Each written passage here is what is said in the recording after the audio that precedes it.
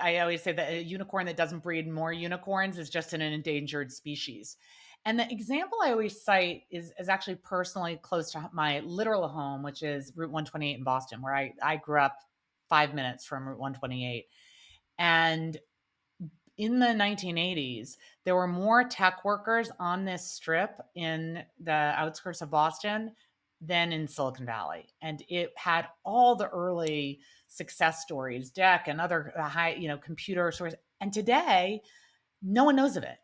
Why? Why does no one ever hears about it? You say 128, they look at you like, what are you talking about? And I said, that's the point. It had, by definition, it should have overpowered Silicon Valley. But what did they do? They made people sign non-disclosure agreements, non-competes. Literally, networking was forbidden. And if you left a company, you were like dead to the founder. You had a non-compete and you couldn't, whereas in Silicon Valley, no NDAs, no non-competes.